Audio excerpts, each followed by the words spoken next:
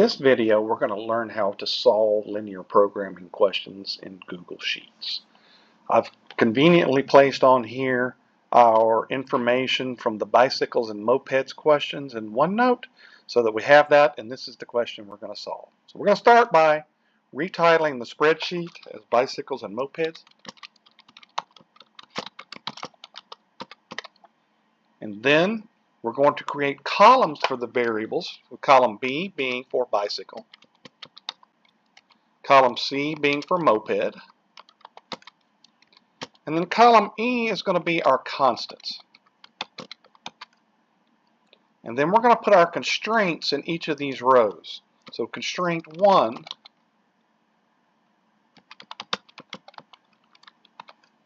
is going to go here in the second row. So we look over here and we see the first constraint is that m is greater than or equal to 10. So that's 0 bicycles, 1 moped, and the constant is 10.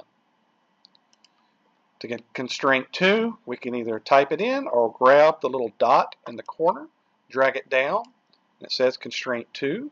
Constraint 2 is m is less than or equal to 60. So 0 bicycles, 1 moped, and the constant is 60. Constraint 3 is b is less than or equal to 120. So that's 1 bicycle, 0 mopeds, and the constant is 120. Constraint 4 is b plus m is less than or equal to 160. So that's 1 bicycle, 1 moped, and the constant is 160.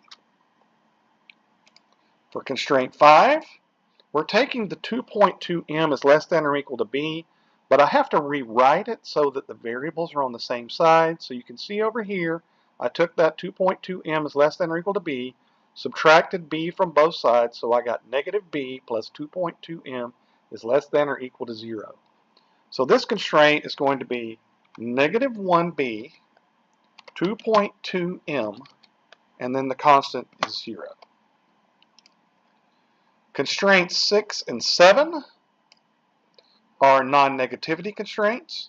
So that's 1 bicycle, 0 mopeds, the constant is 0. Then 0 bicycles, 1 moped, and the constant is 0. Below our last constraint, which in this case is constraint 7, is the objective function. We say the objective function is 20b plus 134m. So 20b plus 134m. And this one doesn't have a constant because it's equal to profit. Okay? So now I'm going to highlight the two cells down below the objective function. That's where our actual variables are going to be. The number of bicycles and the number of mopeds are going to end up in these two cells. These are important cells, so I want to highlight those with a bright yellow color here so I can see what those are. In column D, from cell 2 all the way down to cell 7, this is where our formulas are going to be. Now these are important too, so I'm going to highlight those in a bright green. And that's where we're going to put our formulas. Okay, so here's what our formulas are going to look like. Now, to create a formula in Google Sheets, you start by on your keyboard typing an equal sign. So in cell D2, I'm going to type an equal sign. I'm then going to point at cell B2, and you'll see B2 will populate in there. On my keyboard, I'm going to type an asterisk. So I'm going to multiply that by this yellow cell in B10. And I'm going to point to this one and click. So it says B10. Then I'm going to, on my keyboard, say plus, point to C2 and click on it. On my keyboard, type the asterisk, and then point to cell C10 and click on that. Now before I hit enter, I'm going to go in and I'm going to put a $sign in between the B and the 10 and the C and the 10. Okay? This allows me to copy and paste down the page while locking the yellow cells in place. These will say is 10s. So I'm going to hit enter. And you see right now that's 0 because there's nothing in these yellow cells.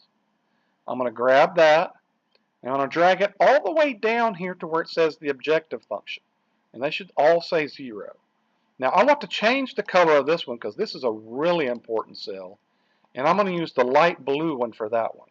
This is ultimately where our profit is going to be. So now I have all my formulas set up, my variables set up. I'm ready to open OpenSolver. So I'm going to go to Extensions, OpenSolver, and click on Open Sidebar. OpenSolver starts to open. It's grayed out to start with, but it'll eventually load. The objective cell, that's this blue cell that's ultimately where our profit is going to be. I already have it highlighted, so I'm going to click Update, and it should come update with D9. D9 is now in there. Okay, the objective sense, either minimize or maximize. Bicycles and mopeds was a maximization question, so I click on Maximize. The variable cells, that's these yellow cells. So I'm painting both of these, both B and C10. And I'm going to click on Add. And the variable cells will come in here as B10 through C10. Now I'm going to scroll down just a little bit here. And I'm ready to add my constraints. So I have to add these one by one. So it starts with the selected constraint. I start with my first one. That's in the formula in the green spot. I'll click Update there. And D2 should populate that. And remember, this is M is greater than or equal to 10, so I need to change that to greater than. And then this cell needs to be the 10. So I click on the 10, click Update, and it should say E2, which is where the 10 is. Once they're both there, I'll click on Save. And my constraint should come in here as D2 is greater than or equal to E2. Now I need to do this for all of my constraints. So I'm going to go to my second one, click Update, and this is M is less than 60, so I'm going to leave this as less than. The 60 needs to go here, so I'm going to click on the 60, Update. That's E3. I'll save that one, and it comes in. Now I'll go to my third one, so that's my third green cell, constraint 3. Update that. That is B is less than 120, so I'll leave it as less than. The 120 I click, Update here, click on Save, so that's constraint 3. And I go to constraint 4, that's the formula cell here, update that. That is B plus M is less than 160, so I'll leave that as less than. Click on the 160, update the right hand side. When it comes in, I'll save that. Now I'm ready for my fifth constraint. That's this one. That's 2.2 is less than B. So the formula cell is D6. It's still less than. I click on the 0. That goes into my right hand side. E6. I'll save that. And then finally, my last two are my non-negativities. So they were both greater than. So here, that is going to be my selected constraint is the formula. I know this is greater than because it's non-negative. The right-hand side is the 0 on this side. So I'll update that. When it comes in, I'll click on Save. And finally, constraint 7. I'm going to click on the cell here. That's my left-hand side. I'll update that. It's also a non-negative, so it's greater than or equal to. Then the right-hand side, and update it. Save that. Now I should have all of my constraints into OpenSolver. I'm going to leave Google Linear Solver, the default, as my solver. I'm going to leave these checkboxes as they are, and I'm going to click on Solve Model. It takes a second for it to set up, but it'll start going through the process. It'll set up the database.